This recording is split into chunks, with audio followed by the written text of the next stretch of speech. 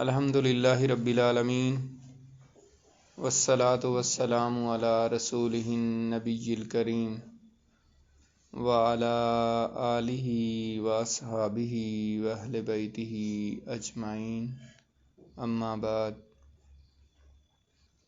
آج ریاض الصالحین کا باب نمبر 196 ہم مطالعہ کریں گے۔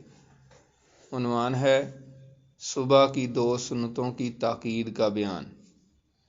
پہلی حدیث ہے حضرت عائشہ رضی اللہ تعالیٰ عنہ سے روایت ہے کہ نبی کریم صلی اللہ علیہ وآلہ وسلم ظہر سے پہلے 4 رکعتیں اور صبح یعنی فجر سے پہلے 2 رکعتیں نہیں چھوڑتے تھے۔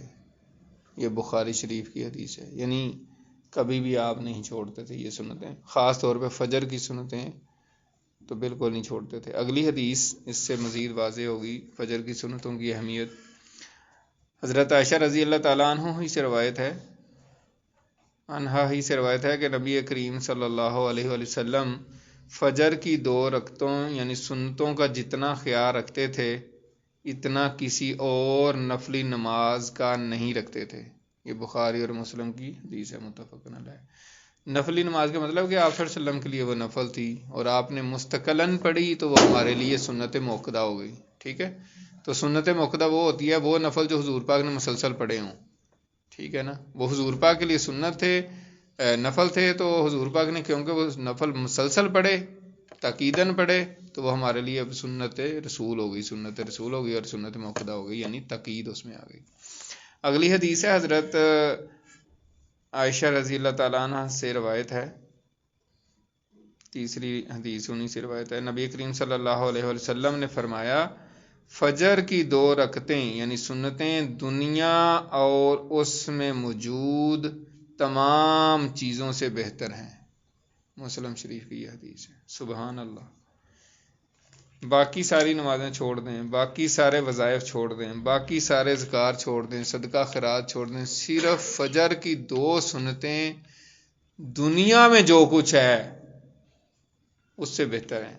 دنیا اور ما فیہا، یعنی دنیا میں جو کچھ بھی موجود ہے نا، خزانے مطلب سونا، جو کچھ بھی، یعنی دنیا کی ساری دولت ایک طرف اکٹھی کر لیں اور فجر کی 2 سنتیں ایک طرف، تو وہ اس سے بہتر ہیں۔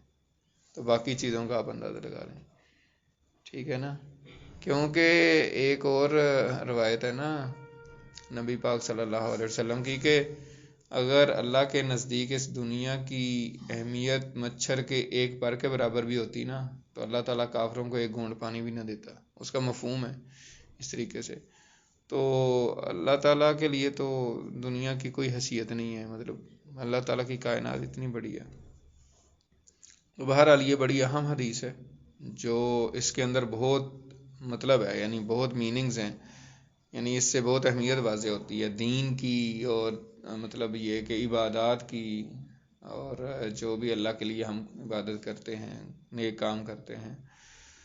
اگلی حدیث ہے حضرت ابو عبداللہ بلال بن رباح، حضرت بلال حبشی جن کو کہتے ہیں، رسول اللہ صلی اللہ علیہ وسلم کے مؤذن سے روایت ہے کہ وہ ایک مرتبہ رسول اللہ صلی اللہ علیہ وسلم کی خدمت میں حاضر ہوئے تاکہ آپ کو صبح کی نماز کی اطلاع دیں، تو حضرت عائشہ نے بلال کو ایسے کام میں مشغول کر دیا جس کی بابت وہ ان سے پوچھنا چاہتی تھی، حتیٰ کہ صبح خوب ظاہر ہو گئی۔ چنانچہ بلال کھڑے ہوئے اور آپ کو نماز کی اطلاع دی اور بار بار اطلاع دی، لیکن رسول اللہ صلی اللہ علیہ وسلم باہر تشریف نہیں لائے۔ پھر تھوڑی دیر کے بعد آپ صلی اللہ علیہ وسلم تشریف لائے اور لوگوں کو نماز پڑھائی۔ تو بلال نے آپ صلی اللہ علیہ وآلہ وسلم کو بتلایا کہ حضرت عائشہ نے انہیں ایک کام میں مشغول کر دیا تھا جس کی بابت انہوں نے ان سے پوچھا تھا، حتیٰ کہ صبح خوب روشن ہو گئی، اور پوچھا کہ آپ نے بھی باہر تشریف لانے میں دیر کر دی۔ حضرت بلال نے حضور پاک سے پوچھا کہ آپ نے بھی باہر آنے میں دیر کر دی؟ اچھا، تو نبی کریم صلی اللہ علیہ وسلم نے فرمایا میں فجر کی 2 رکعتیں یعنی 2 سنتیں پڑھ رہا تھا، اس لیے دیر ہوئی۔ بلال نے کہا اے اللہ کے رسول، آپ نے تو بالکل صبح کر دی۔ آپ صلی اللہ علیہ وسلم نے فرمایا اگر اس سے بھی زیادہ صبح ہو جاتی تب بھی میں یہ 2 سنتیں پڑھتا اور خوب اچھے اور بہترین طریقے سے پڑھتا۔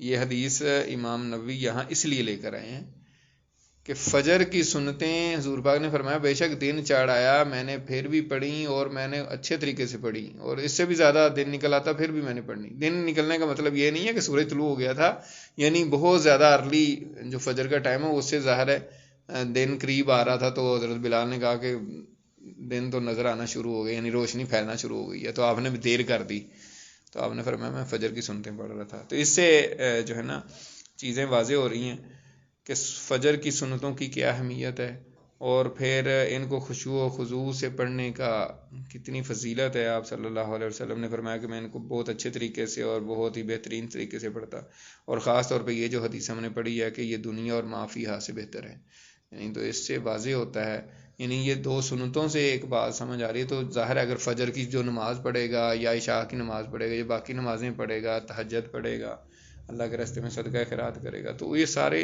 جو کام ہیں جو اللہ کی رضا کے لیے کیے جائیں گے، ان سب کی اہمیت اپنی جگہ پہ واضح ہے۔ تو اللہ تعالیٰ عمل کی توفیق عطا فرمائے۔